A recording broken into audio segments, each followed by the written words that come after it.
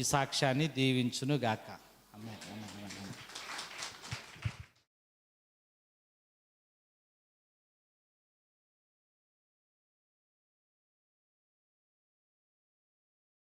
Church, this is the week of testimonies.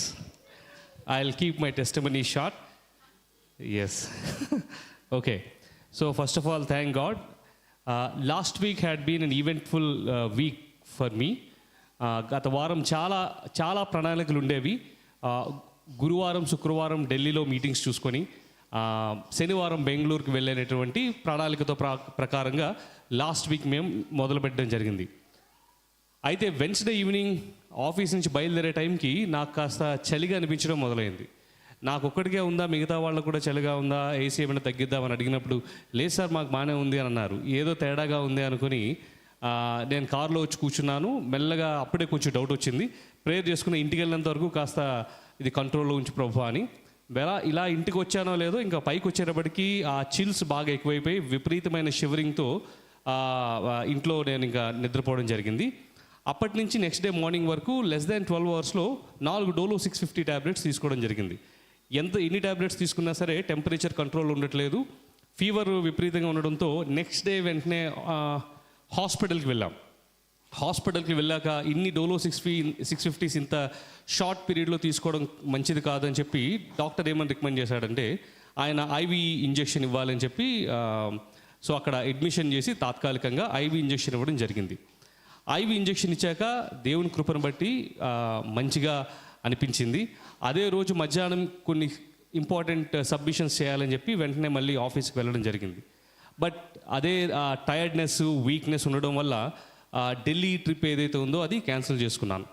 కానీ Bengaluru trip అనేది ఏదైతే ఉందో అది చాలా ఇంపార్టెంట్ ట్రిప్ అండ్ అది మా మీద బాగా డిపెండ్ అవుతూ ఉండడం వల్ల ఫ్రైడే నైట్ వరకు చూసి ఓకే కొంచెం బాగానే ఉంది అని చెప్పి ఫ్రైడే నైట్కి టికెట్స్ బుక్ చేసుకుని సాటర్డే ఎర్లీ మార్నింగ్ బయలుదేరి సాటర్డే ఈవినింగ్ రావడానికి ప్రణాళికతో సాటర్డే అనగా నిన్న మార్నింగ్ బెంగళూరు వెళ్ళడం జరిగింది. అయితే బెంగళూరు ఎయిర్పోర్ట్ నుంచి ఆ పర్టికులర్ మీటింగ్ వెన్యూకి వెళ్తున్నప్పుడు హాఫ్ అన్ అవర్లో వెళ్ళిపోయాం పొద్దున్న. సో మైండ్లో ఏమైనా ఉందంటే అయితే ఎయిర్పోర్ట్కి ఇక్కడికి హాఫ్ అన్ అవరే అన్న థాట్లో ఉండింది. వెళ్ళాము. చాలా బాగా జరిగింది వర్క్షాప్ దేవుని కృపను బట్టి. ఆ వర్క్షాప్కి ఢిల్లీ నుంచి ముంబై నుంచి ఇక రకరకాల ప్లేసెస్ నుంచి మరి ప్రజలు రావడం జరిగింది. మంచిగా జరిగింది. అది 1 o'clockకి ముగియాల్సింది అది అలా కంటిన్యూ అవుతూ 2:30-3 వరకు కూడా అయింది. నా మైండ్లో ఏముందంటే యాక్చువల్గా ప్లాన్ చేసుకుంది 10 to 1 కాబట్టి ప్రోగ్రామ్ ఈవినింగ్ 5 o'clock కల్లా డెఫినెట్లీ చాలా టైం ఉంటుంది కాబట్టి రిటర్న్ ఫ్లైట్ 5 o'clockకి బుక్ చేసుకోవడం జరిగింది. 5 o'clock బుక్ చేసుకునేటప్పుడు సరే ఆ హాఫ్ అన్ అవర్ టైమే కాబట్టి వర్స్ట్ కేసులో 3 లేదంటే 3:30కి బయలుదేరొచ్చులే 4 o'clock కల్లా వెళ్ళిపోవచ్చు అని అనుకున్నా. సో 2:30-3 వరకు వచ్చేటప్పటికి బయలుదేరదామని క్యాబ్ బుక్ చేస్తుంటే క్యాబ్ బుక్ అవుతున్నాయి కానీ ఎవరు రావట్లేదు. అలా చూస్తుండగా టైం 3:30 అయిపోయింది. 3:30 అయిపోయింది. అయ్యో ఎలా అని చెప్పి అప్పుడు ఆలోచిస్తూ దేవుడిచ్చిన జ్ఞానాన్ని బట్టి ఒక ఫ్రెండ్కి కాల్ చేశాను. కాల్ చేయగానే వెంటనే కార్ వేసుకుని వచ్చాడు. వెళ్తున్నాం కానీ మొత్తం ట్రాఫిక్ జామ్.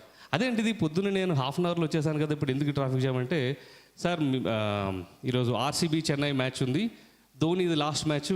ఇదే మాటలు నేను ఎక్కడ విన్నానంటే ఫ్లైట్లో వస్తున్నప్పుడు ఒక గ్రూప్ ఆఫ్ ఫ్యామిలీస్ బెంగళూరు వస్తున్నారు హైదరాబాద్ నుంచి. ఎందుకు అంటే ధోనీ లాస్ట్ మ్యాచ్ చూడడానికి. వెంటనే గుర్తొచ్చింది అవును కదా ఈరోజు. దాని మీద బెంగళూరులో చిన్న డ్రిజిల్స్ అవి పడేటప్పటికి ఫుల్ ట్రాఫిక్ జామ్. అయితే లక్కీలీ నా ఫ్రెండ్ ఏమో కమాండెంట్ ఆఫీసర్. సో వెంటనే ఏం చేశాడు తన ఎయిర్పోర్ట్లో ఉన్నటువంటి కలీగ్స్కి వీళ్ళకి అందరికీ ఫోన్ చేసి ఆ విఐపీ లేన్ ఓపెన్ చేయడానికి ట్రై చేశాడు. కానీ అతని ప్రయత్నాలు ఏమీ వర్కౌట్ లేదు. ఎందుకంటే అక్కడ వర్క్ చేసేవాళ్ళు మారిపోయారు. సరే నేను కూడా ట్రై చేద్దామని నేను చూస్తే ముంబై ఎయిర్పోర్టు హైదరాబాద్ ఎయిర్పోర్ట్ అందరి నెంబర్స్ ఉన్నాయి కానీ బెంగళూరు ఎయిర్పోర్ట్ నెంబర్ నా దగ్గర లేదు. అలా ఇంకా కారులో వెళ్తున్నప్పుడే వేరే ఫ్లైట్ ఇలా రకరకాలుగా ఆలోచించుకుంటూనే ఉన్నాం కానీ మనసులో ఎక్కడో అయిపోతుందిలే పర్వాలేదులే I think I will be able to make అనేటువంటి చిన్న ప్రశాంతత ఉంది. అదే ఉంటుండగానే దేవుడు కూడా ప్రార్థన చేసుకున్నా, ప్రభువా సారీ ఇది నా ఇగ్నోరెన్సో యారోగెన్సో ఏదేది ఓవర్ ఎస్టిమేట్ అండర్ ఎస్టిమేట్ ఏదో ఒకటి చేశాను నేను. ప్లీజ్ ఈ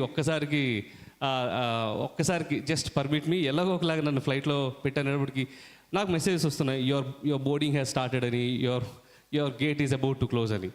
4:55 ఫ్లైట్ అంటే 4:35 కల్లా క్లోజ్ అయిపోద్ది. సో ఇంకా లక్కీలీ ఇంకా ఎయిర్పోర్ట్కి వస్తున్నాము అన్న టైంకి ఆయన ఆల్రెడీ నేవీ ఆఫీసర్ కాబట్టి అతను ఒక బోర్డు ఉంటే ఆ బోర్డు పెట్టేటప్పటికి డైరెక్ట్గా విఐపీ లైన్లోకి వెళ్ళి దిగిన మరుక్షరం నుంచి పరిగెట్టడం మొదలుపెట్టారు.